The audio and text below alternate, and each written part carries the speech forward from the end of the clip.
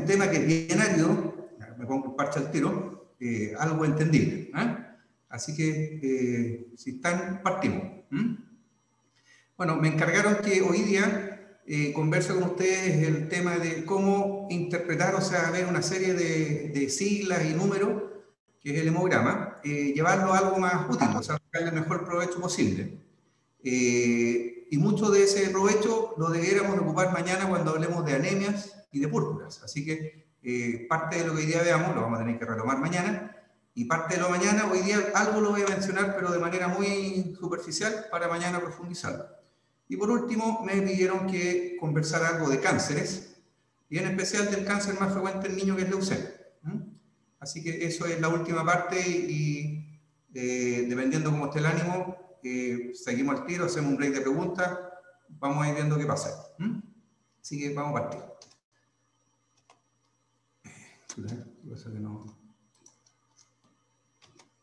Ya. Bueno, objetivos de lo que vamos a conversar hoy día. Vamos a hablar de generalidades del hemograma. Vamos a interpretar la hematimetría, que la hematimetría vendría a ser así como la antropometría de los niños. Peso, la talla del glóbulo rojo en especial. Eso es lo que se denomina hematimetría, o sea, un glóbulo rojo en términos de su tamaño, sus características físicas, por decirlo así, que nos sirven en el futuro para interpretar alteraciones del glóbulo rojo que se traducen las más de las veces en anemia. Vamos a analizar cada uno de los componentes del hemograma. Los componentes son los glóbulos blancos, los plaquetas y los glóbulos rojos, como mencioné.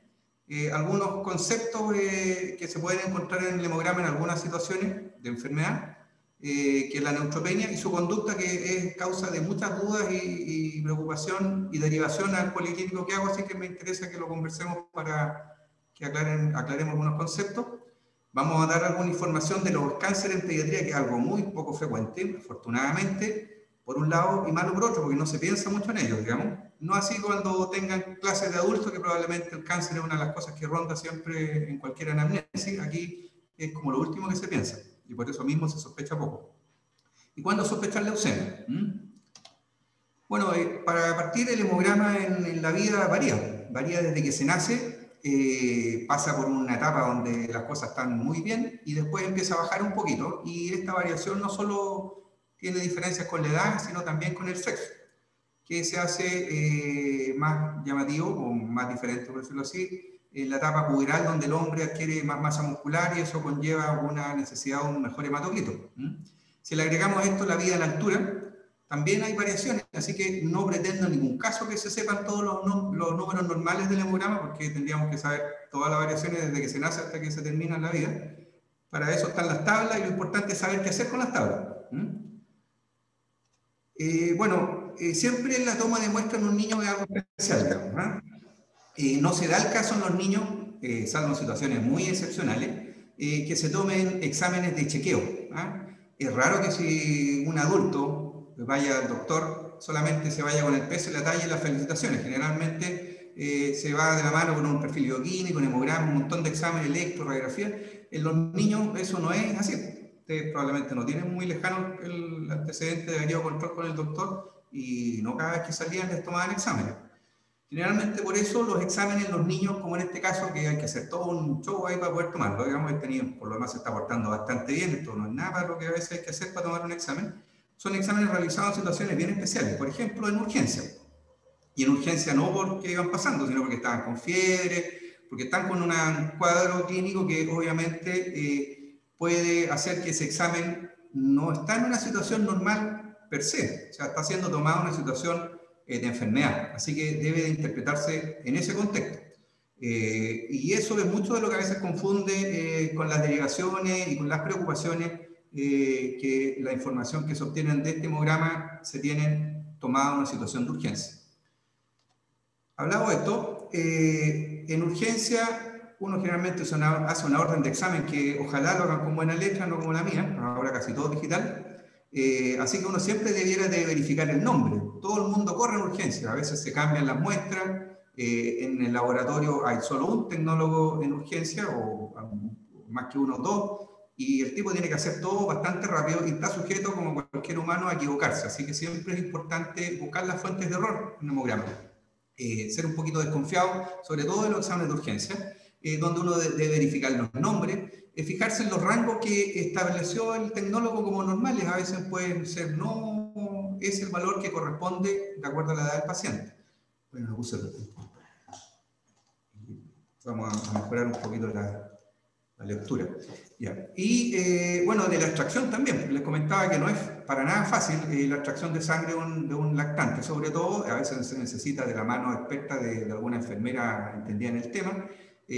Pese a eso, existen ligaduras prolongadas para tratar de extraer sangre, lo cual produce de la muestra que se pueda hemoconcentrar. Aspiraciones forzosas, o sea, apenas sale sangre, así que lo hacen ahí con cierta, con aspiración forzada, eso puede producir hemólisis de los glóbulos rojos. Extracción lectal puede ser que se coagule, no es raro que digan, doctor, se coagularon los exámenes de niños, chuta, tomarlos de nuevo. Todo eso está muy sujeto en las tomas de los lactantes, sobre todo, y en urgencia. Y también con lo que es la conservación de la muestra, sea una agitación excesiva o insuficiente, puede hacer que la muestra sea inadecuada. Teniendo la muestra, bueno, ya podemos ver que en este tubito, que era sangre en su totalidad, hay una parte que es plasma, la otra parte que son los glóbulos blancos y las plaquetas, y por último los glóbulos rojos que ocupan un poquito menos de la mitad del total de la sangre. Y eso es lo que debemos de analizar. Antiguamente esto lo hacía un tecnólogo y lo sigue haciendo, pero a su vez tiene la supervisión de ver qué es lo que hace la máquina, que la máquina ha facilitado la posibilidad de hacer muchos más exámenes, más rápido y con bastante confiabilidad, pero debe de ser visado por un tecnólogo. Y aquí tenemos una de las máquinas que, como toda máquina, está sujeta a modernizaciones año a año, así como hay escáneres y resonancias de primera, segunda y tercera generación. También estas máquinas siempre están trayendo alguna novedad y ahí está la inversión de los hospitales en tratar de que esto sea lo más confiable posible. Puede contar 100 veces más células que un conteo manual, digamos, o sea, estamos hablando de una optimización del recurso humano enorme. Da información de las 3 células, o sea, no solamente los glóbulos blancos, como antiguamente me tocó a mí estudiar, se llamaba el Celdin, que solo eran los glóbulos blancos, aquí da información de todo. Y es rápida, que eso es re importante en urgencia, o sea, no ninguna gracia estar esperando 12 horas para el resultado del examen. Y es confiable, que eso es lo más importante. Confiable, pero debe de ser supervisado y visado por un tecnólogo. Que aquí tenemos un tecnólogo mirando, como se sigue haciendo, en paralelo con lo demás, la misma muestra que la máquina interpreta. Eso se llama microscopía manual, donde el tecnólogo lo que hace es observar el frotis, da una información detallada sobre la forma de cada uno de los elementos celulares y cuáles son, y de las 3 líneas. Y él lo que ve es más o menos esto y habla de los polimorfonucleares, de los baciliformes, de los glóbulos rojos, y ahí le pone las características, son esquistocitos, hipocromo, microcístico, todo eso lo vamos a ver más adelante, pero es un trabajo que no puede ser rápido y obviamente, como todas las cosas, está sujeta a la experiencia. Es bien diferente un hemograma visto por un tecnólogo que lleva 30 años haciendo esto a alguien que salió hace 2 años. Es clave. De hecho, cuando se requiere de hacer una visión, porque el tecnólogo, si usted, yo creo que nunca le han puesto, y me incluyo dentro de eso, el diagnóstico de por qué están mandando el hemograma. Generalmente uno le pone el nombre nomás y le da con mucha voluntad, y él debe de más o menos buscar lo que ve. Pero es bien diferente cuando te dicen busque algo de esto porque creo que es esto el diagnóstico. Y él empieza a buscar algunos glóbulos rojos que puedan ser característicos de algunas anemias hemolíticas o algunas hemoglobinupatías que vamos a ver en la clase de mañana. Bueno, acá hay un hemograma con este nuevo equipo, donde a la izquierda tenemos lo clásico, lo que uno siempre ve, cómo se identifica el hemograma, que es mirando el hematocrito, que eso es como la clásica interpretación. Pero es mucho más que el hematocrito del hemograma. Incluso aquí lo puse en ese cuadrito rojo, donde los valores normales son súper optimistas. O sea, la verdad que si ustedes no sé cuántos están, a ver, no veo cuánta gente está escuchando, pero si nos tomamos todo un hemograma, yo creo que más de la mitad y muchos más tendrían menos de 39 o hemoglobina menos de 13. Entonces, claro, si uno seguía por esos parámetros normales que colocó al lado el tecnólogo, estaríamos todos con anemia. Entonces es importante tener alguna noción de los valores normales. Ahora se ven también los leucocitos, las plaquetas, y a la derecha esa es la famosa hematimetría, donde ven todas esas siglas, BCM, HCM, que pareciera que no tienen ninguna importancia, pero son tremendamente útiles. y para lo que es más importante es para no tener que hacer exámenes de más. ¿Ah? Y esa es una de las cosas que uno como pediatra siempre trata de llevar a cabo, de que los exámenes se hacen de acuerdo a lo que necesita el niño, no a lo que quieren los papás. Si el niño pudiera escoger si quiere que le duela el brazo por algo que no es importante, bueno, le diría, sabe que me siento bien, no necesito que me haga otro examen. ¿Ah? Pero uno por eso mismo debe tener un fundamento firme de por qué es necesario pedir algo o por qué es necesario no pedirlo, que eso a veces es más importante. Bueno, a la izquierda abajo está toda la fórmula leucocitaria y al último está la parte que hace el tecnólogo, que no solo es eso, sino que además, si ven ahí arriba dice validado por tecnólogo médico, vamos a usar el nombre ahí, pero en la práctica se hace responsable de lo que aquí hay. Y al final dice morfología, que eso es lo que ve al microscopio, y de aquí una forma bien escueta, pone normales, pero hay veces que tiene mucho más información que eso dependiendo de lo que encuentre. Bueno, para interpretar el hemograma se debe analizar cada serie por separado, o sea, uno debe ver la serie roja, viendo su hematimetría, que como vimos como la antropometría, pero de glóbulo rojo, su forma, o sea, sus características anatómicas, por decirlo así. La serie blanca se ve la cantidad y el recuento diferencial. No todos los glóbulos blancos son los mismos, hay diferentes tipos, entonces hay una proporcionalidad en una situación normal, y cuando esta se altera hay que saber por qué. Las plaquetas también se ven en su número y sus características. Finalmente todo esto se integra, o sea, uno por separado analizó cada una de las cosas y después hace un todo y más o menos plantea un diagnóstico, que es muy importante que quien lo pidió sabe el contexto en el cual se pidió, o sea, bien diferente de un hemograma pedido a un puber que uno quiere saber, y ese es un momento en el cual se piden exámenes, cómo está él, cómo está nutrido para partir un desarrollo importante que viene después de la pubertad, a un niñito que fue a urgencia porque estaba con 39 grados y con diarrea. Obviamente el contexto de la interpretación del hemograma es diferente. Aquí esto lo puse para que no se lo aprendieran, sino para que vieran de que hay tablas y que los valores normales varían. Y básicamente hay dos etapas que yo creo que son importantes de saber, que es el momento en el cual el hematocrito, o llámese la hemoglobina, que es con lo que se ve si alguien tiene o no anemia, está más alto, es en el periodo recién nacido. Y en el momento en el cual está más bajo y es normal, es lo que se denomina la anemia fisiológica, es a los 3 meses de vida. O sea, que un niñito tenga 3 meses y tenga un hematocrito, o sea, de 33, 31, está dentro del rango normal, digamos. O sea, cambio ya a siguientes valores, ya uno podría empezar a interpretar otra cosa. Así que no está en ningún caso el propósito que se aprendan los valores normales, pero sí saber que esos momentos en la vida, o sea, si a alguien le pregunta en qué momento de la vida el hematocrito o existe lo que se denomina anemia fisiológica, no es los 10 años, en los 3 meses.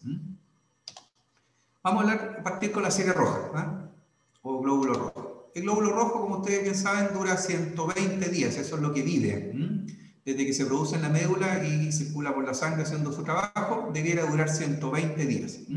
Ahora, el valor total por milímetro cúbico es lo que se denomina el recuento de Matías, que en el cuadrito, que es el recorte del hemograma que les mostré, ocupa ese 4.7, esos son 4.7 millones por milímetro cúbico. El hematocrito, que por definición es el valor que siempre uno asocia a interpretación de anemia, no es precisamente el más confiable. Es básicamente el volumen que el glóbulo rojo ocupa en el total de la sangre expresado en porcentaje. ¿Y por qué decía que no es confiable? Porque si tienen un glóbulo rojo pequeño, que más adelante vamos a ver que existe esa alternativa, o sea, de chiquitito, por decirlo así, claro, obviamente en cantidad total de números, o sea, eritrocitos totales, va a estar normal, probablemente va a hacer bien su trabajo, pero va a ocupar un menor volumen, o sea, va a tener un hematocrito menor, entonces va a aparecer una falsa anemia, por eso es que no es el valor más confiable. Hay glóbulos rojos que son más pequeños en una hemoglobinopatía, que vamos a ver mañana, y que normalmente da la impresión de que existe una anemia, pero no es tal, digamos. El parámetro más confiable con el cual uno se refiere a anemia es con el valor de la hemoglobina, que se expresa en gramos por decilitro, y por lo general todas estas cosas tienen su memotecnia. Por ejemplo, el hematocrito a veces es multiplicar la hemoglobina por 3, y la hemoglobina es a veces multiplicar los eritrocitos por 3, y más o menos ahí se van a dar cuenta ustedes que son muy parecidos los valores que en la tabla sale. Pero eso es con respecto a los eritrocitos. La hematimetría, que es lo que estaba a la derecha del hemograma, es la antropometría, lo vuelvo a repetir, del glóbulo rojo. Se expresa, en este caso, el volumen corpuscular medio, que es el volumen, en femtolitros. El valor normal está ahí a la derecha, tampoco es la intención que se lo aprendan, pero sí que lo sepan interpretar. Cuando uno habla de un valor normal, habla de algo que es normocítico. Y esto qué tiene que ver, porque hay anemias, o sea, un porcentaje menor de glóbulos rojos o concentración menor de hemoglobina, en la cual tú puedes tener un glóbulo rojo que es normal en tamaño, o sea, normocítica, pequeño en tamaño, microcítico, o sea, tendría un valor menor de 84, como ahí sale en el parámetro referencial, o macrocíticas, que son más grandes que el volumen normal. Así que esa es la interpretación de este volumen corpuscular medio. Habla del tamaño del glóbulo rojo, expresado en volumen. La hemoglobina es el compuesto estrella del glóbulo rojo, el encargado de transportar el oxígeno. Está constituido por 4 cadenas de hemoglobina, 2 pares de cadenas, y también está sujeto a medición de su cantidad o concentración. La hemoglobina, el HCM, que es la hemoglobina corpuscular media, es el contenido por cada glóbulo rojo de hemoglobina. O sea, mientras más hemoglobina tiene un glóbulo rojo, mejor hará su pega. O sea, obviamente mejor transporta oxígeno, que es el final de la función del glóbulo rojo. Y tiene correlación con el volumen corpuscular medio. En base a estos dos parámetros, el que vimos antes, y esto uno puede clasificar una anemia en un glóbulo rojo con poca hemoglobina, o sea, un poquito desteñido, que sería un glóbulo rojo hipocrómico, o un glóbulo rojo con una cantidad normal de hemoglobina, que sería normocrómico. Y eso tiene función con, con este valor que es el HCM, que es muy utilizado, y vamos a conversar de esto cuando hablemos de la anemia ferropriva el día de mañana. Después otro parámetro muy similar, pero que habla del valor por masa de glóbulo rojo, es lo mismo, pero que se llama CHCR. Ahora, aquí en el sector de acá abajo es donde se puede ver que el valor normal va entre 27 y 32, también está correlacionado a la edad, y cuando uno tiene valores normales habla de hipocroma, y cuando es normal, normocromia. Este otro valor es un valor bien, una sigla bien interesante, que disponemos de él en estos nuevos hemogramas por la máquina recientemente adquirida, que es capaz de dar una distribución del volumen del glóbulo rojo. O sea, llevado de otra manera, es lo que antiguamente el tecnólogo, porque eso era lo que disponíamos antes, definía y decía anisocitosis. Anisocitosis quiere decir glóbulos rojos de diferentes tamaños, o sea, como que es muy variado, o sea, como que juntar a glóbulos rojos muy chiquititos, otros muy grandes, otros intermedios, o sea, muy disperso el tamaño si uno lo mide de manera individual. Ahora, eso quiere decir este ADE, que es amplitud de distribución eritrocitaria. Cuando este valor está dentro de los rangos normales, quiere decir que no hay gran anisocitosis, o sea, como que todos los glóbulos rojos son del mismo porte o muy parecidos.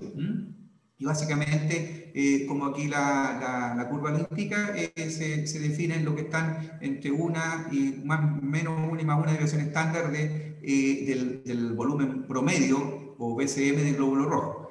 Así que este es un valor tremendamente importante para identificar lo que antes se confundía mucho, que era un tipo de anemia que se confunde con la anemia ferropriva, que lo vamos a ver, me parece que todo está quedando mañana. Pero recuerden este valor que se llama ADE, que nos puede ayudar mucho para, como les mencioné al principio, no tener que pinchar a un niño innecesariamente. Y esto, traducido a lo que el tecnólogo hace con el microscopio, se denomina anisocitosis. Cuando tiene una cruz es porque no es muy esta diferencia. Cuando tiene muchas cruces quiere decir que hay muchos glóbulos rojos de diferentes tamaños. O sea, es así como que hubieran juntado de todos los niños primero a octavo básico en la misma sala y de diferentes portes. Los reticulocitos. Bueno, el reticulocito es dentro del proceso de desarrollo del glóbulo rojo, es la etapa final antes de transformarse en glóbulo rojo. Y por lo general, un día antes de transformarse en glóbulo rojo, salen a la sangre, de la médula a la sangre, y duran 24 horas. No es que duren y se mueran, sino que se transforman en glóbulos rojos. Se le denomina así porque conservan este colorcito así como morado, que es la malla de reticulina. Aquí se ven un frotting real donde se ven los glóbulos rojos como los puntitos rojos, sea morado, esos son reticulocitos. Ahora, ¿qué importancia tienen? Los reticulocitos representan la producción de glóbulos rojos en la médula ósea. Es un índice súper importante para saber que una médula funciona. El eterno coco de cualquier anemia en un paciente que se ve como no tan mal es una leucemia, y obviamente eso significa una médula que no funciona, o sea, un recuento de reticulocitos que no está bueno, que estaría bajo, o sea, que no sería capaz esta médula de reponer lo que falta. En la práctica es eso, o sea, los reticulocitos vienen a reemplazar los glóbulos rojos que después de 120 días desaparecieron. Ahora, si los glóbulos rojos por alguna razón, que eso también lo vamos a ver mañana, duran menos de 120 días, ya sea por infección, por hemólisis, porque hay alguna alteración estructural, bueno, la médula va a tener que trabajar contra mayor dificultad, fabricando más glóbulos rojos y enviando precozmente parte de estos reticulocitos a la sangre. Yo les mencioné que debieran de existir reticulocitos que no debieran de durar más de 24 horas en la sangre. Y normalmente son el 0,5 a 1,5% de todos los glóbulos rojos. O sea, es un valor, más o menos, si uno ve ahí el frotting, es casi eso. Ahora, en situaciones complejas de estrés o de destrucción de glóbulos rojos se liberan de manera más precoz, como aquí sale, y pueden estar dando vuelta en la sangre entre 2,5 y 3 días, y eso no es un índice o un reticulocitos normal. Debe de corregirse para saber si realmente esto está siendo suficiente para lo que está pasando. Eso se llama índice de recuento reticulocitario, es la corrección de estos reticulocitos totales. La fórmula es la siguiente, ¿no?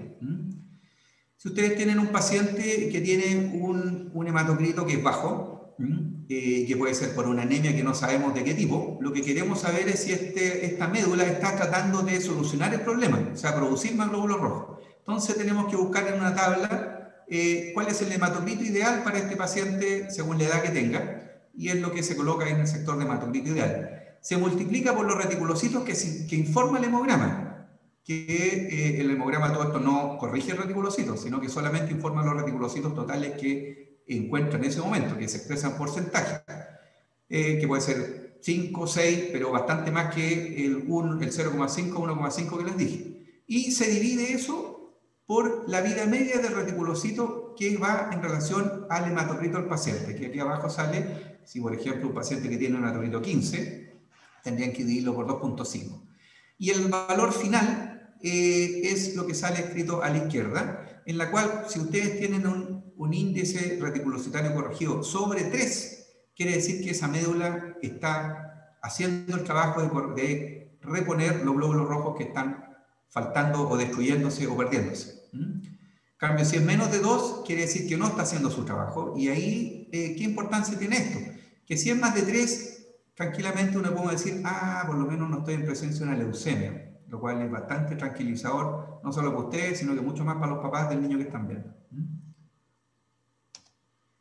Y por último, con respecto a los glóbulos rojos, algo de lo que estábamos viendo, el mismo tecnólogo acá trabajando arduamente, él con una tablita empieza a mirar ahí cada uno de las formas de glóbulos rojos, en la cual ahí está el normal a la izquierda, después hay esquistocito, eliptocito, codocito.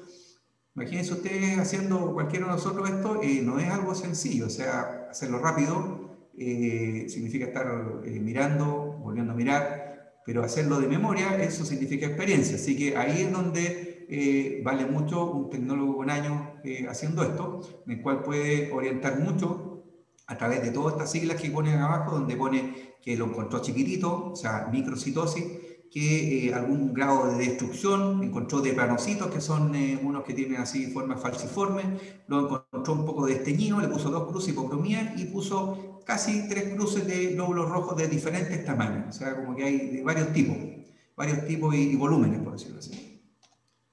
Eso con respecto a los glóbulos rojos. No sé si quieren preguntar algo en el transcurso o dejar todo para el final. El Emanuel, que era el encargado. Seguimos entonces. Los leucocitos. Bueno, es los glóbulos blancos o serie blanca, como se denomina. Esto también se produce en la médula. De la médula, ahí sufren un proceso de maduración, pasan a la sangre y finalmente muchos de ellos llegan a los tejidos.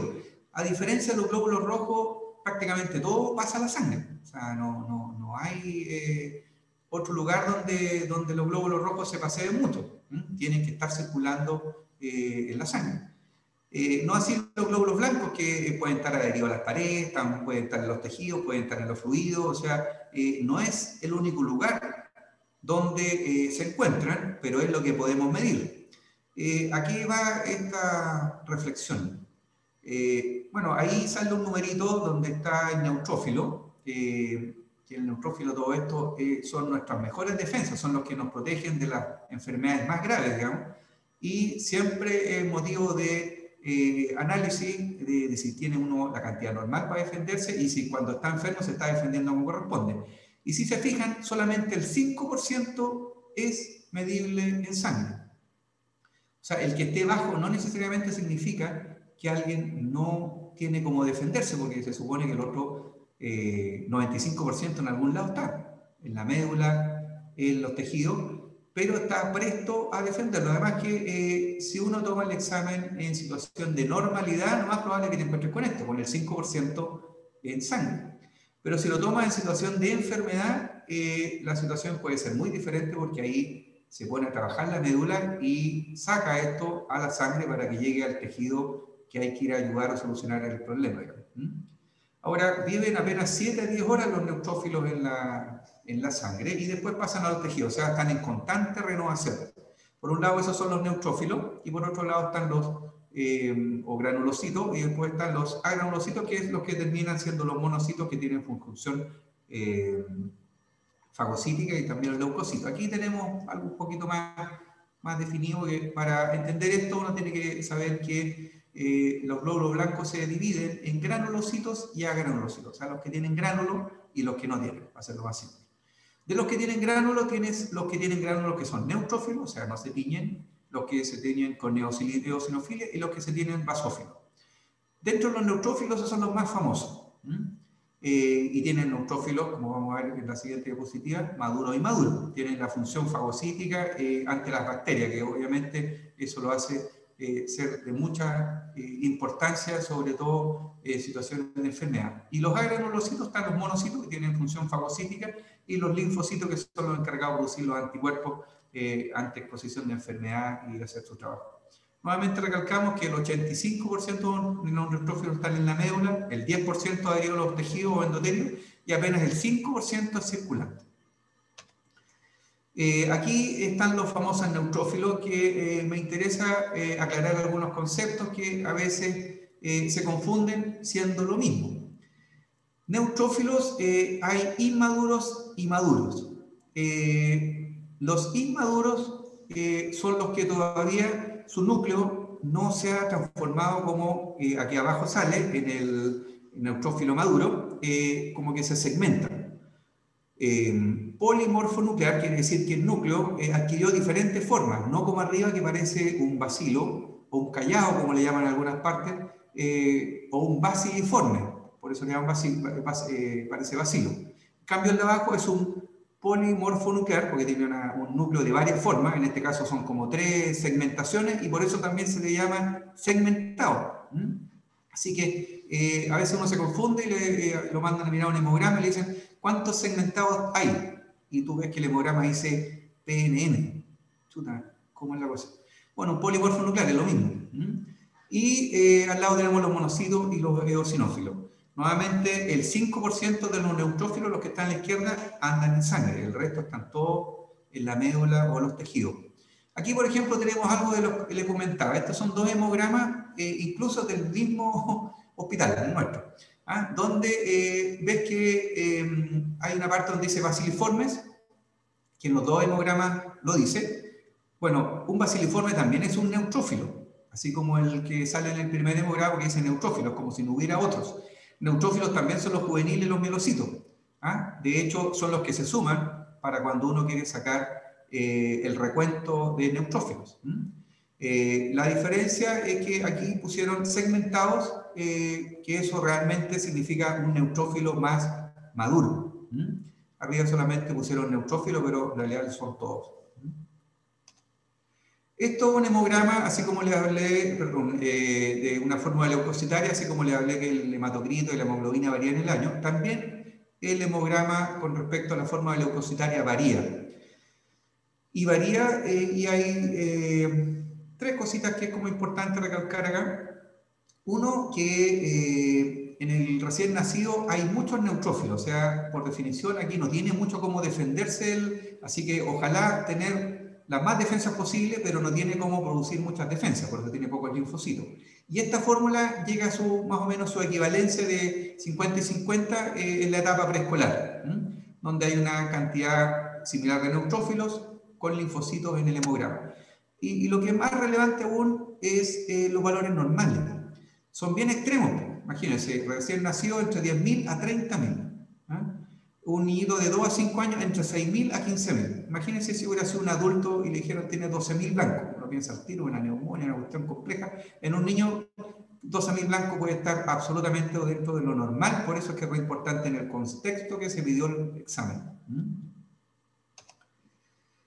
Bueno, ¿qué es lo que se ve de los leucocitos? El hemograma ayuda a ver problemas en la cantidad y la presencia de algunas fórmulas que no es recomendable, que no debieran de estar en el hemograma.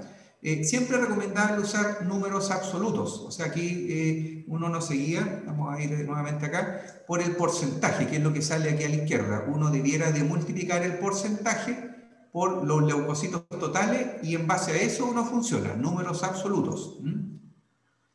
Y más que la fórmula en porcentaje.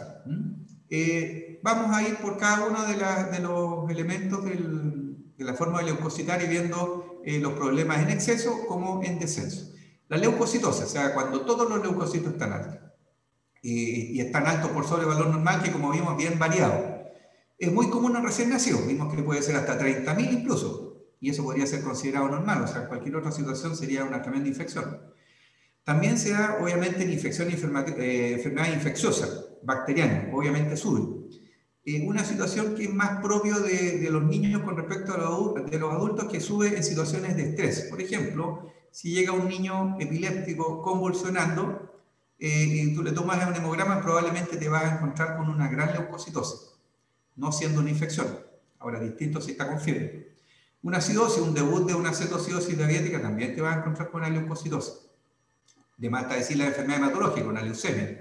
Y el uso de corticoides. Si ustedes, por ejemplo, llega un asmático y le colocan una hidrocortisona para ver si cómo les va y después no les fue muy bien y deciden voy a tomar exámenes, probablemente se van a encontrar con una leucocitosis que puede haber sido inducida por estos corticoides. Y siempre es importante situarse en el contexto en el que se pidió el examen. Que eso lo saben ustedes, el tecnólogo no sabe, él solamente le da la información de lo que está viendo o encontrando. ¿Qué es lo que es una reacción leucemoide? Bueno, esta es una leucocitosis extrema, o sea, valores que sobrepasan los 50.000, con una gran desviación izquierda, con presencia de muchos inmaduros. ¿Y qué son los inmaduros? Son neutrófilos. Con la diferencia que su núcleo tiene una forma más o menos definida, no se ha segmentado como los neutrófilos maduros, que fue lo que vimos antes. Incluso puede haber 5% más con células con capacidad de mitosis, puede haber hasta blastos inclusive, que ya con la presencia de blastos uno casi diagnóstico, para no decir diagnóstico de leucemia. Pero en estos casos donde tú estás viendo una radiografía como la que está ahí en la parte inferior derecha, con una tremenda neumonía, dice, debe ser en el contexto de esta tremenda infección que me encuentro con esto. Y además uno debe decir, voy a ver qué pasa con la otra serie, porque una leucemia no es una enfermedad solamente de los leucocitos, sino que se afectan las plaquetas de los glóbulos blancos. Entonces siempre uno debe de ver cómo están las otras series. Hematocrit normal, plaquetas normales, o alta inclusive, perfecto, es la infección. Reacción leucemoide. Neutrofilia. Neutrofilia es cuando principalmente la alza está a expensas de los neutrófilos, que pueden ser los maduros más la suma de los inmaduros. Eso se llama desviación izquierda. Cuando hay principalmente formas más bien inmaduras de desviación izquierda. La neutrofilia es cuando hay presencia de maduro e inmaduro, y desviación izquierda es cuando hay presencia principalmente de los baciliformes.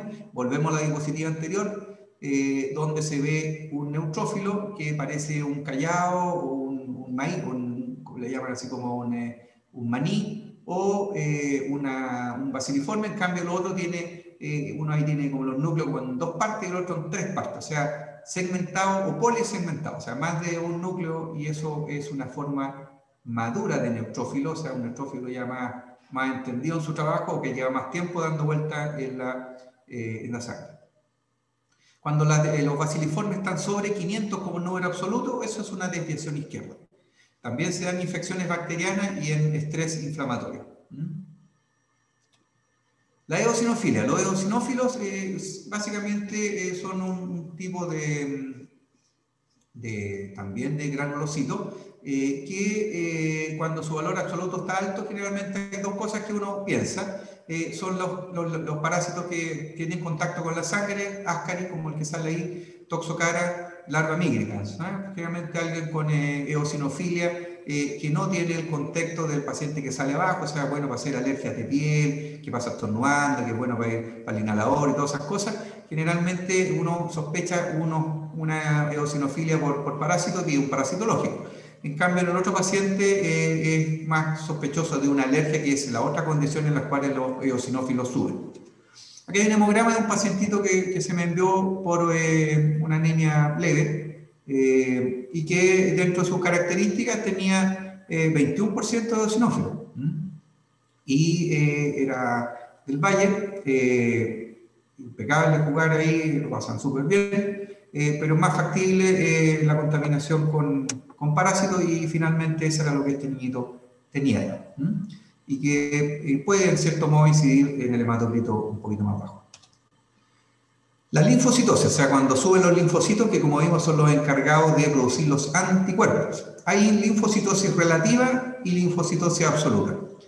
Relativa es cuando, como vimos en uno de los hemogramas, generalmente se alcanza el 50% de los leucocitos como linfocitos y el 50% como neutrófilos en la etapa preescolar. En este caso sobrepasa el 50%, o sea, hay más linfocitos que neutrófilos, y incluso pueden estar los leucocitos totales disminuidos, si es que uno calcula el número total. Y generalmente esto está muy asociado a infecciones virales. Típico de infecciones virales, la linfocitosis. Y también las hay absolutas, en la cual hay más de 10.000 linfocitos, y siempre, y si están asociados a un aumento del total de leucocitos, que sobre 30.000, hay muy pocas cosas que son capaces de producir esto, y una de las cosas que lo produce es la tos convulsiva o coqueluche, que es algo que puede llegar a ser mortal en un recién nacido o lactante menor de 3 meses. Los monocitos tienen una función fagocítica, están generalmente altos en los lactantes después de los 2 años, sobre 1.000 en niños de 2 años y sobre 800 en preescolar. Generalmente están en presencia de convalecencia de enfermedades por reabsorción de neumonía, gente que ha tenido tuberculosis, listeria en recién nacido.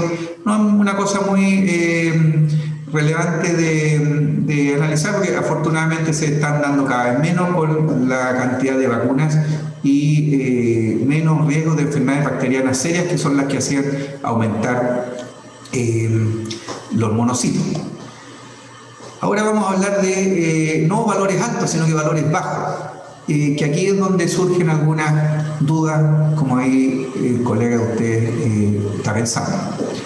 Leucopenia es cuando existen menos de 4.000 leucocitos totales y puede existir una disminución relativa o absoluta de neutrófilos o linfocitos.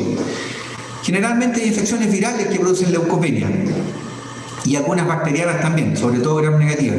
Es importante para no asustarse de que esta leucopenia vaya de la mano del gran temor que son las leucemias. ¿Qué pasa con la otra serie? Ver las plaquetas, ver los glóbulos rojos. El problema es que a veces las plaquetas también se ven afectadas y ahí la cosa se pone un poquito más compleja y asustadiza. Pueden estar las plaquetas normal límite y leucopénico, y ustedes están en urgencia. Entonces, todo paciente que uno queda con duda, o lo vuelve a ver o lo refiere bien, o sea, lo deriva en el tiempo oportuno. Entonces, es una causa común de duda o derivación. Lo peor que uno puede hacer acá es quedarse con la duda. Lo mejor es asesorarse con preguntar a alguien o ustedes mismos volver a citar al paciente a corto plazo. Vamos a ver por qué con unos casos clínicos más adelante. Ahora, si este paciente que está leucopénico, o sea, tiene pocos leucocitos, además está neutropénico, ahí se pone más complejo el tema. Neutropenia es cuando vimos con los neutrófilos, que son granulocitos, que vimos que hay maduros y inmaduros, lo volvemos a repetir, son menos de 1500, eso se llama neutropenia.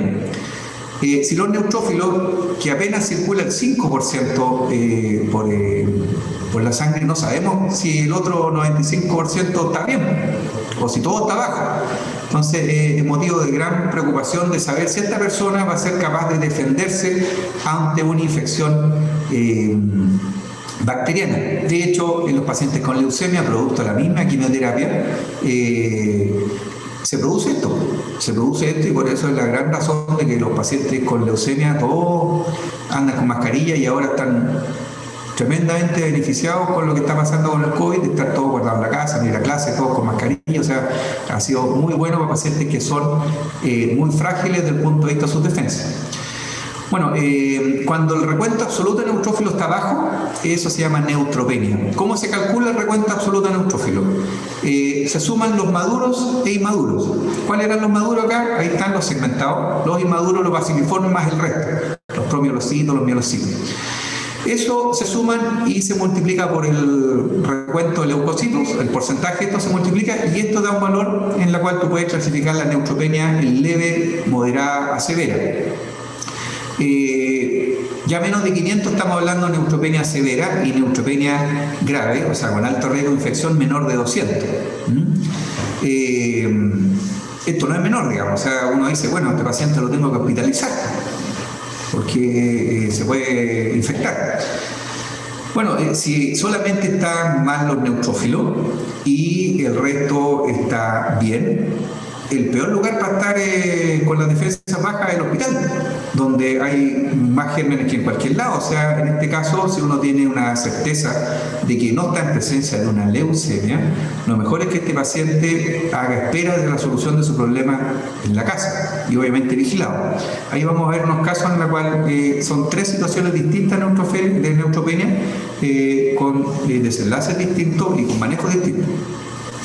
Bueno, hablábamos de que esto se produce como causa de infecciones virales por lo general y se recuperan en 10 días, o sea, quiere decir que si ustedes le toman a este paciente un examen al día siguiente, probablemente va a seguir igual de malo. Ahora, si está un poquitito mejor en alguna de las 2 series posibles que estén bajas, que son los neutrófilos y las plaquetas, ya es tranquilizador de que esto se está recuperando. Si está más bajo, ahí ya se pone complejo el tema y mejor tomar el teléfono y comunicarse para ver qué hacer. Hay que ver el comportamiento de la otra serie, glóbulos rojos y las plaquetas, no solamente quedarse con la impresión de los glóbulos blancos y en especial de los neutrófilos. Un caso clínico. Tenemos un paciente de 3 años, en la época que se enfermaban los niños, ahora con el coronavirus nadie se enferma, así que están todos en la casa sin fiebre, pero este niño hace 3 años atrás. 3 días previo a la consulta presenta fiebre, hasta 39. La mamá, que era una mamá experimentada, ya con 2 niños previos, dijo, voy a quedar en la casa, total, es grande, así que yo sé qué hacer con fiebre. No quería comer el niñito, solamente le recibía algunas cosas líquidas y cuando le bajaba la fiebre estaba de súper buen ánimo, o sea, jugaba con su hermano, no vio mayor compromiso al bajar, o sea, cuando estaba sin fiebre. Pero la fiebre persistió. Hasta 3 días ya era como mucho. Entonces la mamá dijo, pero como no me van a creer si lo llevo así corriendo y jugando, voy a esperar que tenga fiebre mejor para ir a la urgencia, que no es raro que eso pase. Entonces fue y llegó el niño con 38,5.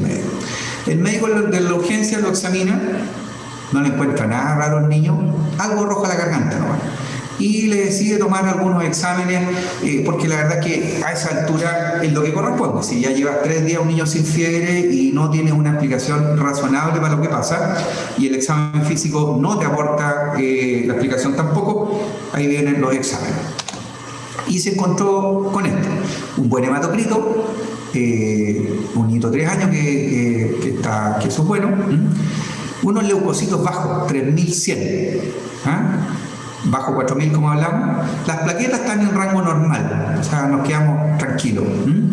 Y cuando fue a calcular los neutrófilos, que si recuerdan la fórmula, tendría yo que multiplicar 3100 por 0.23, ¿no es cierto? La suma de los neutrófilos, que son los maduros, más los inmaduros, que son los baciliformes, y me dio 713. O sea, sería una neutropenia moderada. Se preocupa el doctor acá y como en urgencia tiene la capacidad de decidir qué hacer, lo hospitalizaron. Salió una PCR-3, o sea, parece que la infección no es muy seria. O sea, si lleva 3 días con fiebre y salió apenas 13, aparentemente, y lo pensó bien, era algo viral. Pero se asustó porque dijo, algo pasa aquí con la médula. Bueno, al día siguiente este niño se examinó, el médico que lo vio le encontró que ya lo que era rojo para el doctor, habían unas plaquitas, o sea, así como un exantema. Y empezó a aparecer unas pintitas rojas en el cuerpo, muy clásico de exantema viral. Se le repitió el hemograma y subieron los leucocitos y las plaquetas estaban más altas también. Así que el médico que lo vio dijo, esto es una neutropenia moderada, producida por una infección viral y que incluso ya con su estadía en el hospital al día siguiente ya no tenía fiebre el niño y se fue de alta. Quizá este paciente, más prudente que haberlo hospitalizado, debiera haber sido, si es que el doctor que lo vio que las plaquetas estaban buenas, que el hematocrito estaba bueno, sospechar que era algo transitorio, como vimos. Y eso es una infección inducida que hace que transitoriamente bajen los leucocitos. Se puede preguntar, se puede ir al poli y bueno, ante la duda nadie critica que se hospitalice, a veces es mejor eso, lo importante es nutrirse de lo que uno hace y retroalimentarse para funcionar mejor para la próxima vez. Un segundo caso, paciente de 2 meses y 15 días que tiene antecedentes trágicos, 2 hermanas fallecidas, una por hemólisis severa, por una hemólisis severa incontrolable, y la otra hermanita por una inmunodeficiencia. O sea, claramente aquí había una médula no muy eficiente. Y obviamente la mamá con su tercera hija, muy preocupada, se solicitó un estudio y se encontró una neutropenia neonatal transitoria. Es el hemograma que aquí está, donde teniendo la edad de 6 meses, mantenía el RAM bajo de 648 con un hematocrito normal. Si nos fijamos aquí, mira, acá hay algo interesante de lo que vimos. Fíjense en el hematocrito y fíjense en la hemoglobina. El hematocrito, uno podría decir anemia, pero el valor confiable aquí para ver si alguien tiene anemia es la hemoglobina. Si ustedes multiplican eso por 3, que era como les comenté que uno podía tener un valor aproximado del hematocrito, es alrededor de 36 y algo. Así que no tiene anemia este paciente. El volumen corpuscular sale ahí 82, pero 100 está bastante más alto que los valores normales. Por eso es que es importante tener alguna noción de cuáles son los valores normales en cada una de las edades. Y las plaquetas están extraordinarias, están más altas de lo normal. O sea, obviamente es una médula que funciona, pero tiene una especial deficiencia en los neutrófilos. Entonces, esto se debe de seguir, porque así como la médula es un órgano, por decirlo así, que debe de aprender a funcionar, como muchos otros que tiene el organismo. No siempre al momento de nacer y en los meses que siguen su trabajo es el óptimo, eso se puede ir desarrollando y mejorando con el pasar de los meses. Y en este caso pasó así, esta chiquita ya estaba de alta, a la edad de 4 años ya tenía todos los exámenes normales y pudo hacerse lo que aquí se había hecho, que era suspender las vacunas a virus vivo, no ir a hacer la vacuna, y obviamente lo que seguimos haciendo fue el seguimiento. Así que fue algo transitorio. El tercer caso también tiene que ver con los leucocitos, es un preescolar de 4 años con temperatura cuantificada hasta 38 por 5 días. O sea, aquí fueron un poquito más, como que aguantaron mucho los papás, porque obviamente 38 no parecía tanto. Era lo que escribían los papás. Sin foco claro, o sea, no había ni tos, ni diarrea, ningún síntoma en especial. Sí le llamaba la atención que era un niño muy activo y ahora andaba como medio fome, medio cansado, como que no estaba muy dado a la actividad física. Lo llevaron el primer día de fiebre, o sea, estamos hablando que es, perdón, en este caso fueron el primer día a consultar. El quinto día fue cuando ya volvieron a reconsultar. El primer día fue usar urgencia y no le encontraron nada, le indicaron antipirético, lo cual es correcto y lo mejor que uno puede hacer si no tiene claro de que está enfermo el niño, diagnosticarlo como un síndrome febril en evolución. Lo peor que se puede hacer es tratar de dar un falso supuesto diagnóstico como causa de la fiebre, que va a hacer que los papás se queden con esa impresión y a veces retrasen una consulta porque se supone que está siendo tratado por el problema que le diagnosticaron.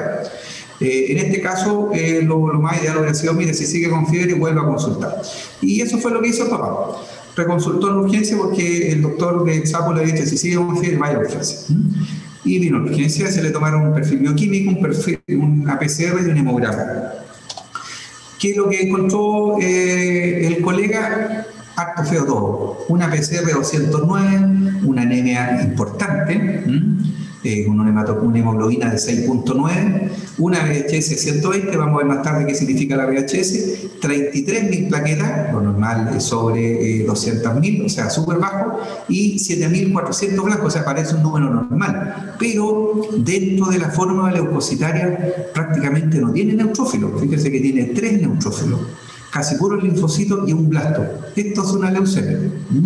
También aquí tenemos neutropenia, pero en un contexto bien diferente y con muchas otras cosas del examen alterado. Y peor que todo es que aquí este chiquito, que uno podría diagnosticar una leucemia sin que aún se genere una infección.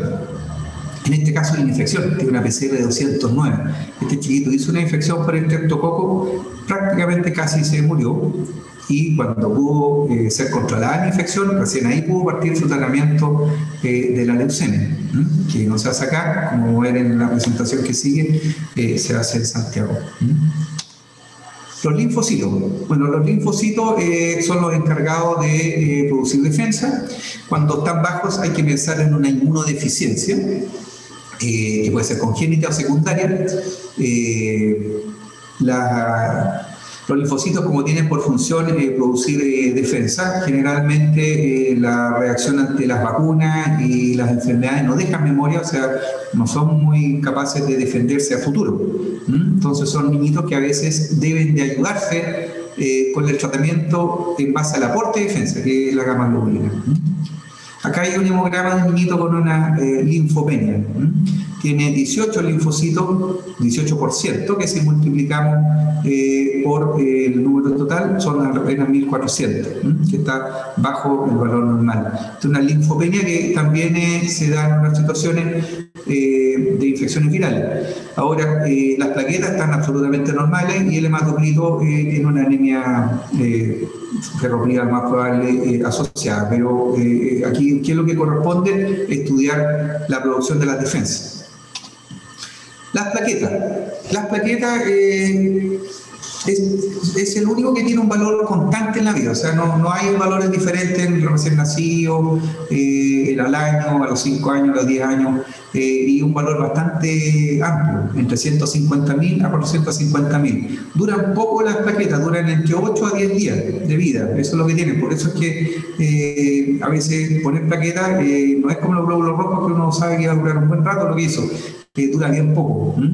Tienen el trabajo de reparar sin producir daño. O sea, cuando hay una lesión, las plaquetas forman el tapón hemostático y tienen que permitir que eso vuelva a funcionar, o sea, persista el flujo a través de eso. Y es como en una fractura que ustedes tienen que se forma un callo óseo, después viene la remodelación y que tienen que ojalá quedar lo mejor posible. Bueno, esto también ocurre en el proceso de hemostasis y la coagulación. Vamos a conversar más de las plaquetas cuando veamos el síndrome purpúrico. También su volumen se clasifica en femtolitros. Si ven es de 6 a 9, es 10 veces más pequeño que un glóbulo rojo. Ahí en la diapositiva a izquierda arriba se ven las plaquetas que son como esas estrellitas al lado de los glóbulos rojos y los linfocitos. Y claro, proporcionalmente se ven bastante más chicos en volumen. Se habla de trombocitopenia cuando están menos de 100.000. Ahora, es bien difícil que eso clínicamente se exprese en algo. Con 100.000 plaquetas alguien lo pueden operar incluso y no ver ningún inconveniente. Clínicamente, o sea, presencia de problemas por bajar las plaquetas, llámese hematomas, púrpura, se dan con valores de menos de 20.000. Aquí a la derecha hay un parámetro hematimétrico de las plaquetas que es el MPB, que es el volumen plaquetario medio, que también se expresa en femtolitros, como vimos ahí de 8.6. Cuando son muy grandes las plaquetas, generalmente es porque están produciendo muchas y muy rápido, o sea, cuando hay destrucción de plaquetas, que eso sirve para algunas patologías que vamos a revisar mañana.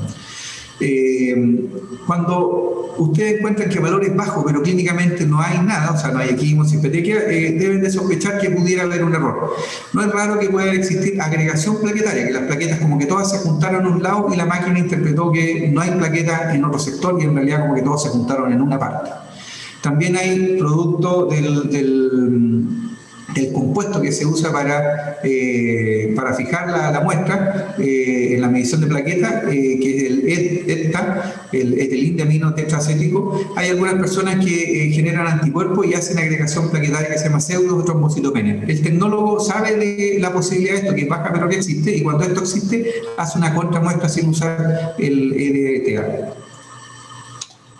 Acá hay un hemograma donde tenemos un hematocrito un poco bajo, pero nada de raro en un niñito de 2 años alimentado solo al pecho, pero donde vemos que los leucocitos, que es la parte de arriba de lo que está en el recuadro, de 9.600, es un valor normal. Si vamos a la visión de la fórmula, no hay blasto.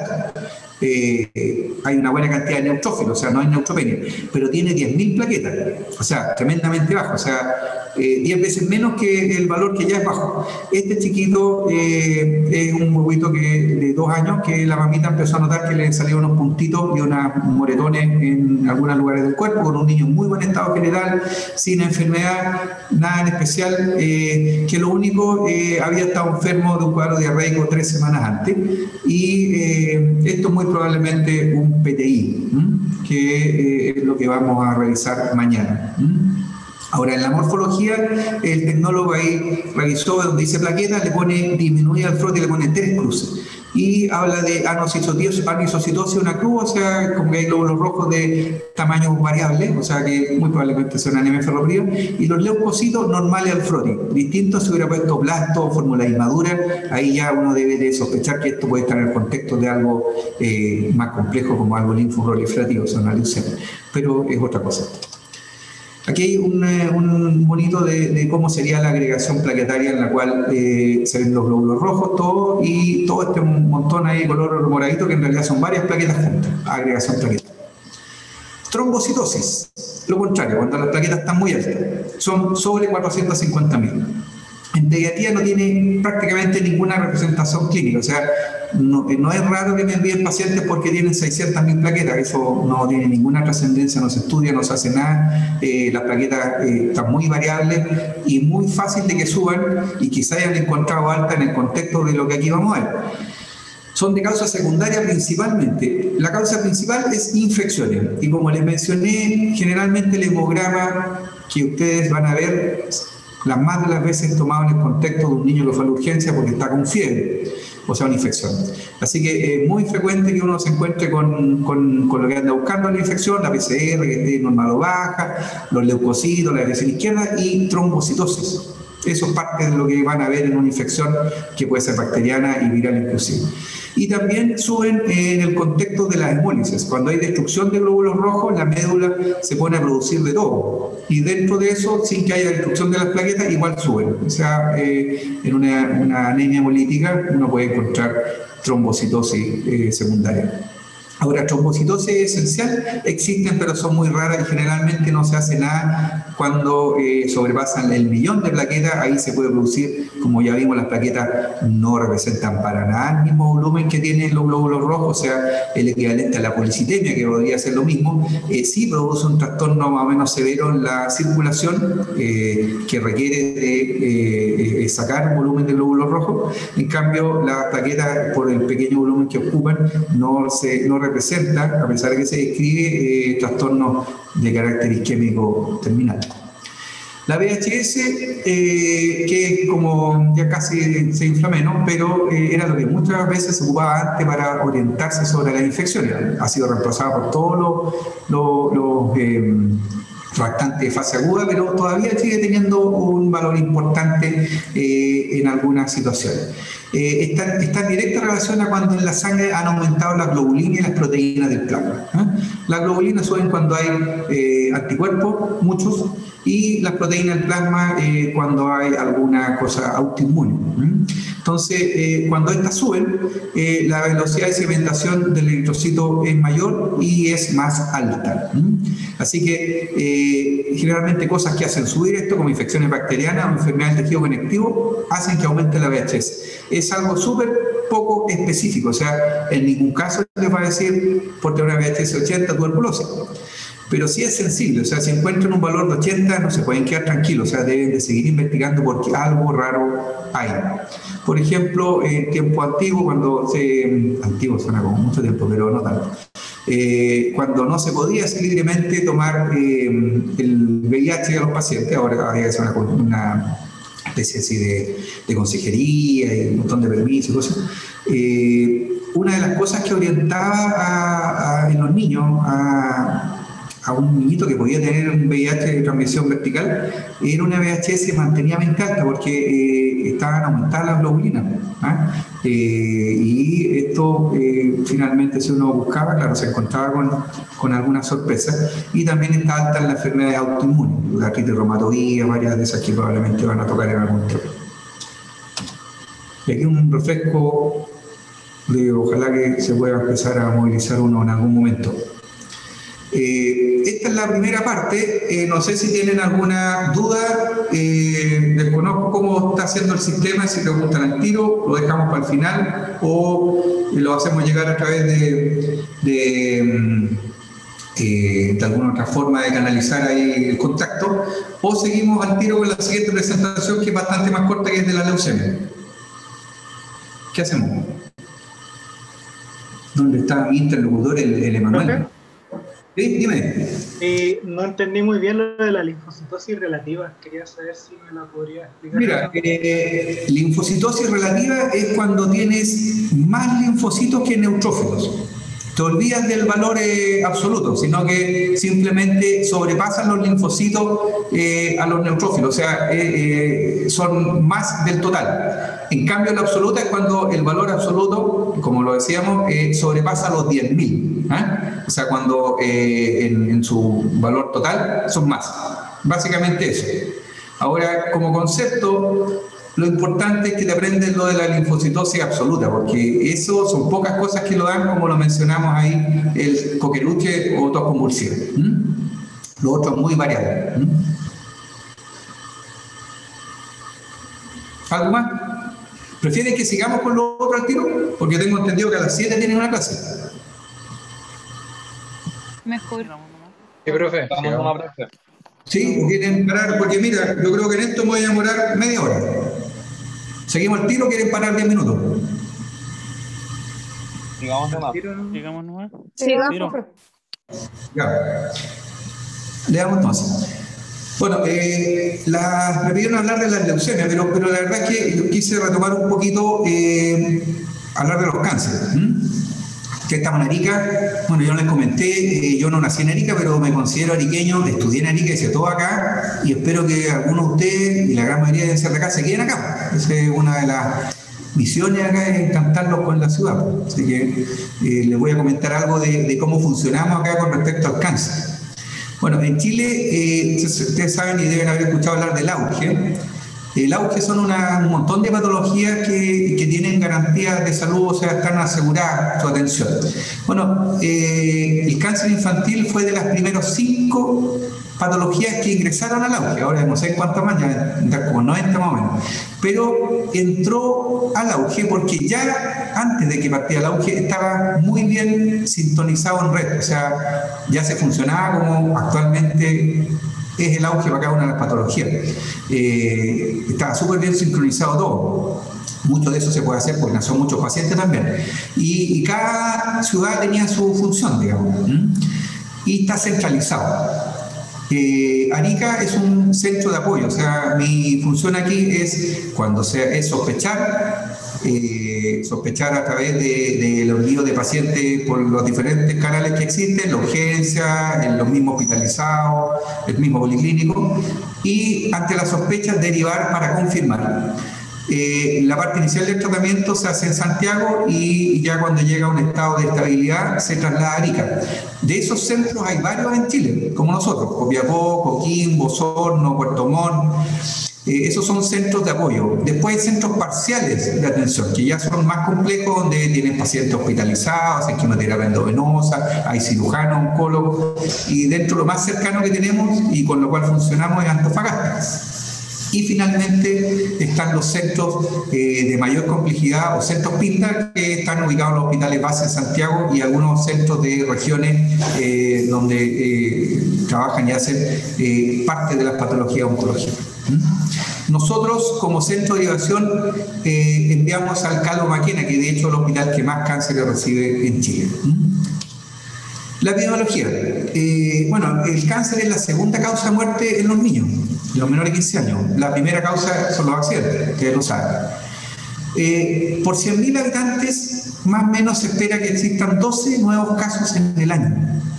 Si eso lo llevamos a nuestra región, menores de 15 años son más o menos 35.000, 40.000 personas, o niños, por decirlo así. Y eso quiere decir que entre 4 o 5 en el año deberíamos tener, o sea, re poco.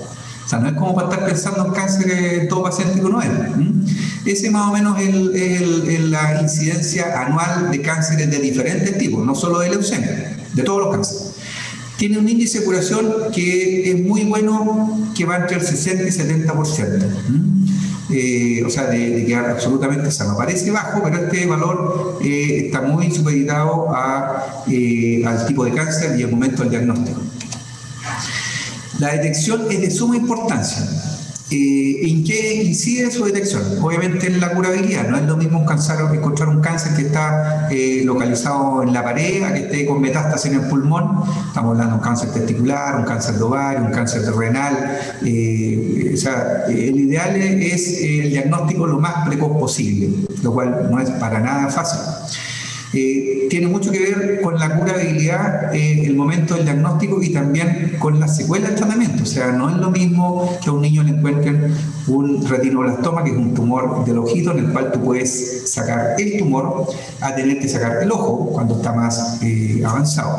Así que tiene que ver mucho con amputaciones y con la necesidad también por diagnosticar tardíamente un cáncer de tratamiento más agresivo, o sea, cirugías mucho más agresivas, quimioterapia más tiempo, radioterapia, o sea, aquí apremia el tiempo y el tiempo pasa por la sospecha y ahí es donde tenemos problemas. ¿Qué factores influyen en el retraso del diagnóstico? Dependientes del tumor. Aquí tenemos un inconveniente más o menos serio con los niños, por eso es que acá no se puede, así como se hace en adultos, controles 2 meses a ver cómo vamos. No, aquí las cosas tienen que ser rápidas. Son de crecimiento rápido los tumores de los niños, son de tumores germinales. O sea, así como un niño crece rápido, los tumores de los niños crecen rápido, porque son células de muy rápido crecimiento. Tampoco existen factores preventivos. Aquí el niño no fuma para tomar radiografía de tórax, no hay antecedentes de cáncer de mama para hacer una mamografía, o sea, no existe mucho que prevenir, o sea, que existe un riesgo por el cual uno en algunos niños haga algo preventivo. O sea, aquí es de nuevo, o sea, le tocó. Dependiente de los papás, tenemos ruralidad, como el niño a veces no se siente mal, no se consulta, los síntomas muy pocas veces son poco considerados, o sea, el niño no quiere jugar, a veces no da fiebre, o sea, como que tardíamente, cuando ya el cototo o la masa está muy grande, se considera consultar. Por eso es que las cosas deben ser rápidas. Y dependiendo de nosotros, el equipo de salud. Muchas veces el doctor va, o sea, el papá va con su hijo a control y va porque está con fiebre, está con todo, y ese es un motivo exquisito para hacer un examen completo del niño, donde ustedes pueden encontrar algo que le puede salvar la vida, o mejor que eso, hacer de su vida con un tratamiento algo más llevadero. Así que nunca limitarse al examen. Yo sé que la urgencia es difícil, pero en un policlínico uno debe de sacarle toda la ropa al niño. O sea, el examen es completo, aunque vaya porque le salió un porotito en el cuello y no es solo tocar ahí, ¿ya? Siempre hay que valorar las inquietudes familiares. Si el papá les dice, ¿sabes que no quiere jugar, anda decaído, no está igual? Eso hay que valorarlo. No se puede uno quedar con lo que está viendo en el momento. El papá es el que mejor conoce a su hijo. Existe un bajo índice de sospecha. ¿Por qué? Porque no es muy frecuente, o sea, no es lo primero que uno está pensando. O sea, son tan raros que no es lo primero que uno se le viene a la mente. Y por formación académica.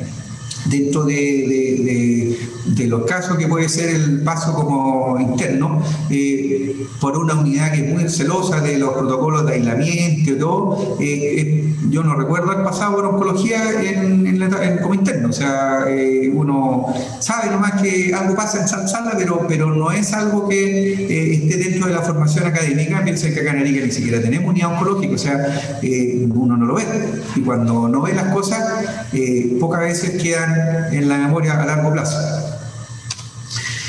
También dependiente del paciente, o sea, aquí no le puedo preguntar qué le duele, qué siente, que hay que hacer maravillas para tratar de examinar, así que la anamnesis entrega muy poco y los síntomas son vagos, así que sigo dándole malas noticias del cáncer infantil porque no es para nada fácil su diagnóstico.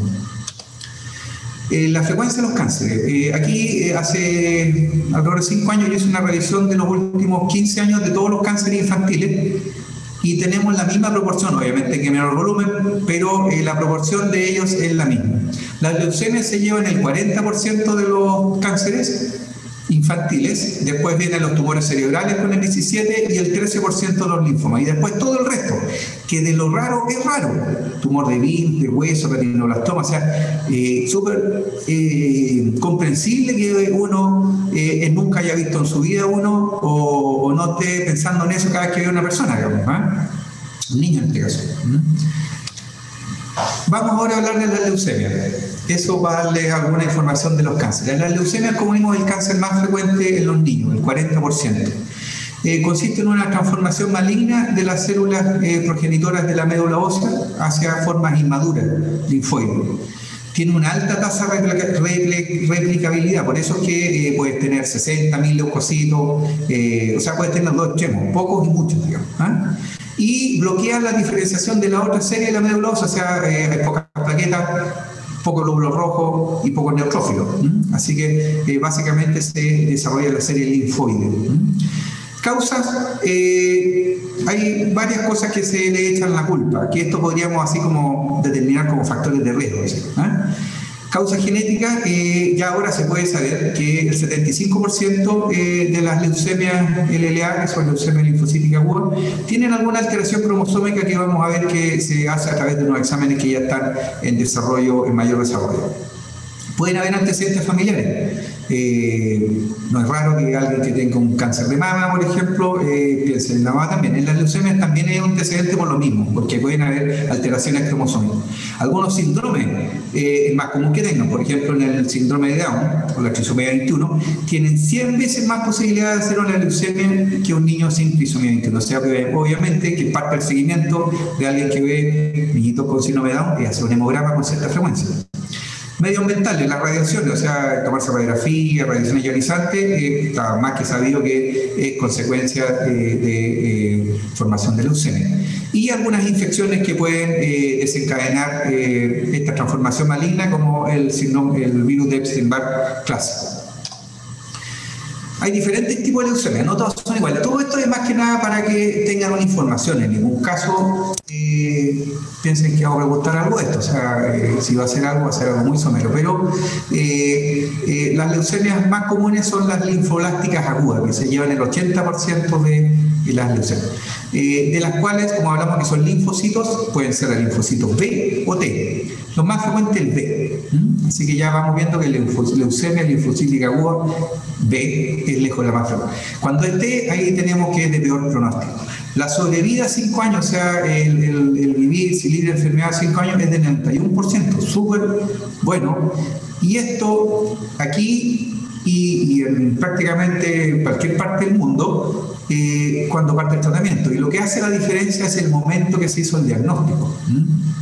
Aquí las patólogas son las mismas que se usan en cualquier parte y existen protocolos, o sea, es a través de información de multicentros que sugieren qué es lo prudente de realizar como quimioterapia de acuerdo a las características de la leucemia de cada paciente, que de acuerdo a más grande es el banco de información, más llevadero la realidad en el tratamiento que se le está haciendo con fines de obtener el mejor resultado. La otra leucemia es la leucemia mieloblástica aguda, la LMA, que lleva entre el 15 al 20%. Tienen peor pronóstico y aquí la respuesta a la quimioterapia no es muy buena, no así como la linfoblástica aguda. Y por lo general no es raro que el tratamiento que cada vez se ha ido desarrollando mejor, con mejores resultados, es el trasplante médula ósea, puede ser de inicio incluso. Algunas epidemiologías de la leucemia, la edad más frecuente de presentación es entre los 2 y 5 años. Ahí es donde se va el grueso de los pacientes que debutan con leucemia. Y es un poquito mayor en relación al sexo en hombres cuando se presenta en la edad puberal. ¿Cómo se clasifica la leucemia? ¿Qué serán los tipos? De acuerdo a 3 criterios. Uno, morfológico, o sea, yo les había mostrado al principio ahí cuando vimos una persona mirando el microscopio, bueno, un hematólogo experimentado, de acuerdo a una clasificación de cómo son los linfocitos, que se ve en el frotis, la madurez, las características de los blastos, de acuerdo a esta sigla que es la FAB, que es franco-américo-británica, o sea, es como una puesta de acuerdo entre estos 3 países de que se iba a considerar importante de realizar en un frotis para clasificar una leucemia. Esa es la clasificación morfológica, la que puede hacer el hematólogo a visión de microscopio. Después hay una clasificación inmunobiológica a través de anticuerpos monoclonales o citometría a flujo, en la cual informa el inmunofenotipo de la leucemia. Todo esto tiene importancia porque cuando tú al final le pones como el nombre completo, con carnet, con root, con la... ¿Qué otra clave hay ahora? La clave única, todas esas cosas. Tú con eso puedes decidir cuál es el protocolo, o sea, el tratamiento que tendría el mejor resultado en tu leucemia, de tu niño.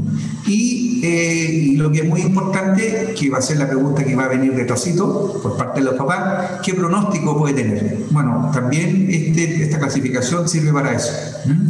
La incertidumbre, saber cómo le va a ir a alguien, no es para nada bueno. Si tú le puedes dar números absolutos de acuerdo a lo que tienes en carpeta, es bastante más tranquilizador. Y la última, que es la más desarrollada, es la donde tú puedes encontrar alteraciones genéticas, la citogenética. Con técnica de biología molecular se pueden identificar anomalías cromosómicas en algunas leucemias. También tiene que ver con el pronóstico y el tratamiento.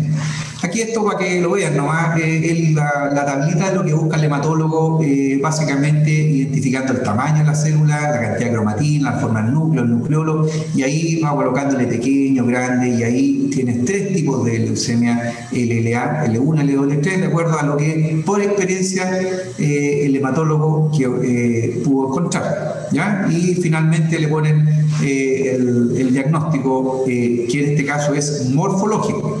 al cual es el que le puedes tener en el momento, porque el resto se demora un poquito más en llegar al resultado.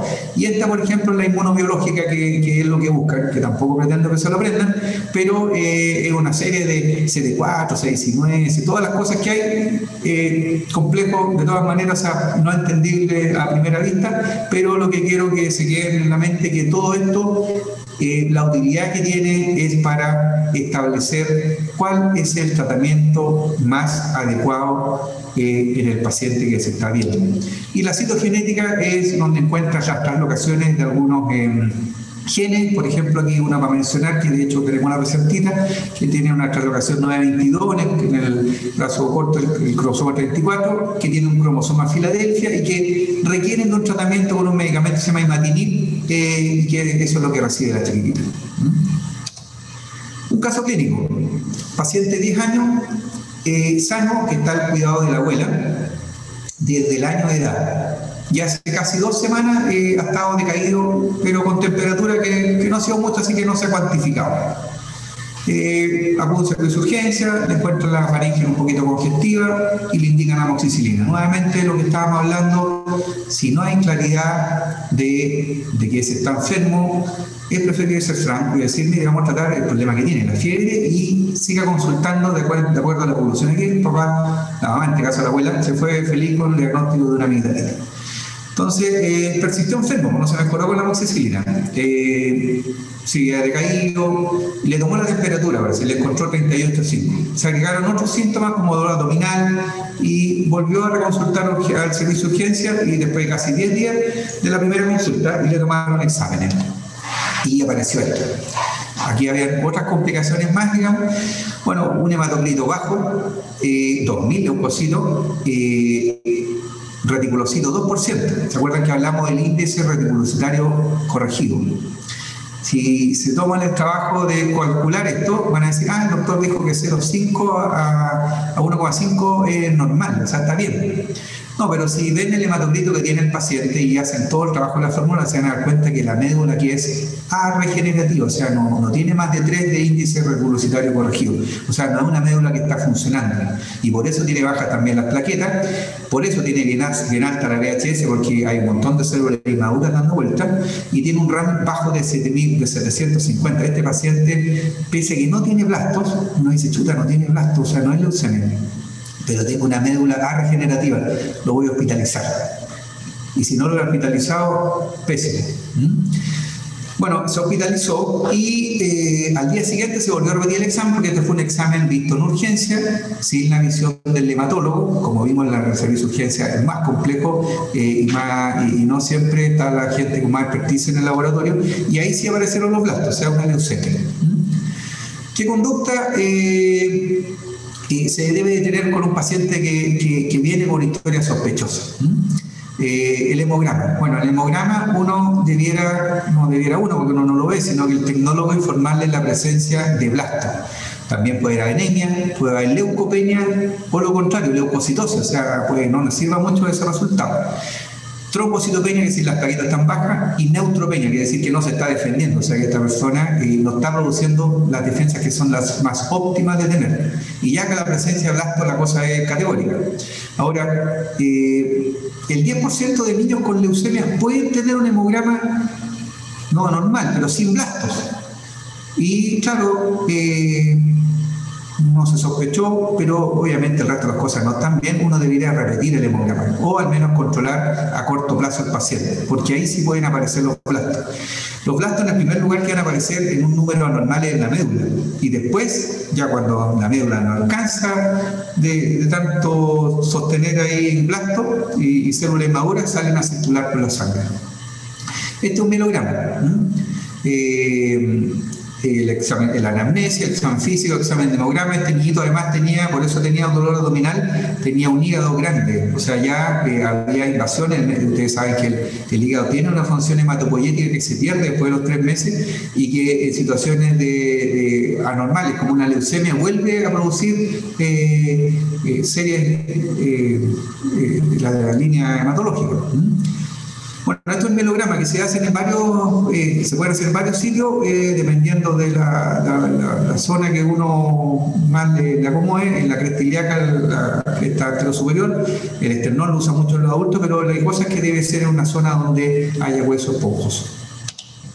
Aquí hay presencia de los blastos, que son esas células inmaduras grandes, que son linfocitos que no tienen función defensiva.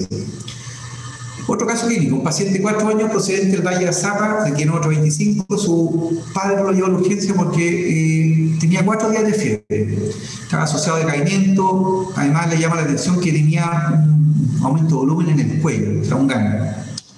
Se le toma este examen, tiene una anemia, tiene unas plaquetas un poquito bajas, casi menos de 100.000, que vimos que eso ya era neutropenia, o sea, trombocitopenia. Pero tiene muy buenos leucocitos, tiene 4.400, que si bien es bajo, pero no hay neutropenia. Se fijan, los neutrófilos tienen 2.716, o sea, no tiene una neutropenia, pero es un paciente de una alta sospecha que algo pasa aquí.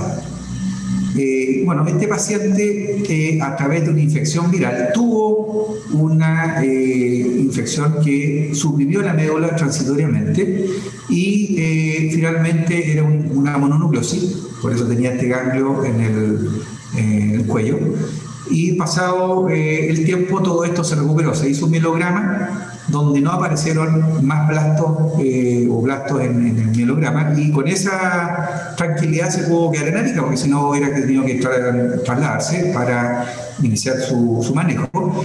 Así que no todo es tan evidente como parece ser, pero sí es importante que en situaciones de riesgo alto o de sospecha grande el paciente se deba hospitalizar, y lo que esperamos es que no pase más allá de una sospecha que finalmente se descarta.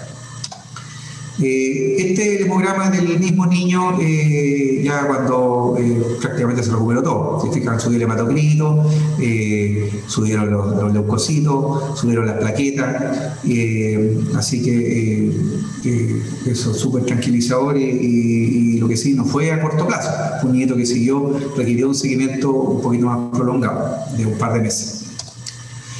El tratamiento de la leucemia también es toda una información, solamente depende del tipo de leucemia, como ya vimos, y del paciente. Y hay 3 fases: una es la inducción, la consolidación y la mantención. Y todo dura en promedio alrededor de 2 años. Y básicamente consiste en quimioterapia. Un pronóstico bueno es que la fase de inducción exista una rápida remisión de médula, o sea, que desaparezcan los blastos, que generalmente usan corticoides, y desaparecen los blastos. Eso es muy tranquilizador para lo que los papás quieren escuchar, que hay un buen pronóstico futuro. Y todos los tratamientos están protocolizados de acuerdo a cada cáncer, como vimos, según cómo se clasifican. De acuerdo a los síntomas y signos de la leucemia, puede haber letargo, debilidad, dolores óseos, y esos dolores óseos son básicamente por invasión del hueso esponjoso, de crecimiento acelerado de las líneas celulares, y esos son los famosos dolores óseos que se reportan. Hemorragias por baja las plaquetas, infección a repetición, esto para nada bueno que ocurra, pero no tienes con qué defenderte, así que es fácil enfermarse, pero las infecciones pueden cursar con mucha gravedad. Ya es tarde cuando uno empieza a diagnosticar una leucemia por las infecciones. Fiebre sin poco, importante explicar por qué. Pérdidas de apetito y de peso, un niño no debiera perder nunca peso, menos apetito. Ganglios, hay varias causas de ganglios, pero una de las cosas que se dan por invasión de tejidos que producen series medulares, digamos, visceromegalia, crecimiento del hígado y el vaso, sudoración nocturna. Este es un trabajo súper antiguo que hizo la doctora Campbell, después de un seguimiento de varios años de por qué consultaban los niños con leucemia. Y como ven, son muy parecidos a los síntomas que antes vimos, letargia, dolores, pero lo que es llamativamente importante es algo que es súper vago, que bueno, es una de las razones por la cual a mí me gustó la pediatría, es porque los niños son súper concretos, o van a control sano o van enfermos. No existe mucho el paciente funcional, la fibromialgia, que la depresión, salvo que esté viendo púberes, digamos. Entonces, que un niño tenga compromiso en el estado general es siempre llamativo. Que los primeros que se dan cuenta son los papás, y el primero que le tiene que hacer caso a los papás es el doctor. Entonces, fíjense que es lo que primero se menciona: compromiso en el estado general. Antes que incluso el dolor articular, que uno piensa que cada niño que le duele los huesos es un cáncer, 30%. O sea, claro, 30%. Ya tener ganglio, hepatomegalia, todas esas cosas es más tardío. Así que el concepto es que sigue siendo de alta sospecha y de súper poca especificidad, porque el compromiso de estado general, ¿qué más vago? Pero en los niños es importante, no tiene la misma trascendencia que un adulto. Así que es algo que siempre, y es lo que quiero que se acuerden, digamos, de que aquí uno no debe de subestimar la información que entregan los papás con respecto a eso. Y ahí terminamos. Bonito lugar, el glaciar Grey, en la parte más compleja de un trayecto que se llama la O, que si algún día pueden hacer algo bonito, cansador sí, recomendable al 100%. No sé si tienen alguna consulta.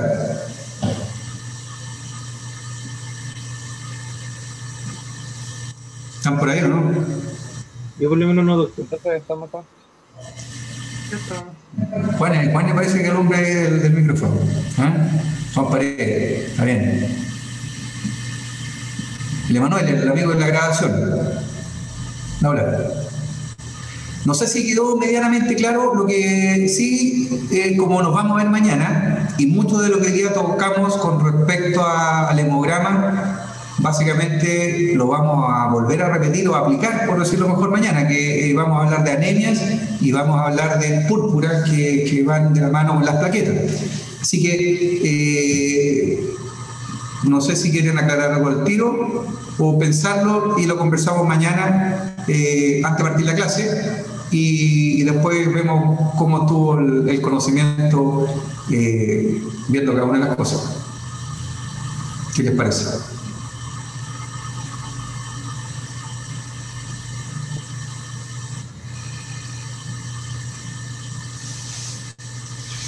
¿Estamos bien? Sí, yo creo que estamos bien, parece. Sí. Te encargo, Manuel, contigo nos comunicamos mañana. Por último, si tú quieres, para que yo sé que no es fácil y no nos conocemos, yo tengo, por lo menos, no me considero para nada pesado, ni cualquier pregunta es buena. Si tienen alguna duda, por último, las canalizamos por ti. ¿Ya? Y yo mañana la respondo. Entonces, le cuentan a Emanuel, y el Emanuel me pregunta a mí, que es con quien estamos conversando el asunto de la grabación de las clases. ¿Les parece, no? No hay problema, doctor. ¿Ya? Ya. ¿Se entendió por lo menos, no? Es fome la cuestión, ¿eh? No es así para lucirse a hablar del hemograma, pero es útil, y espero que les sirva.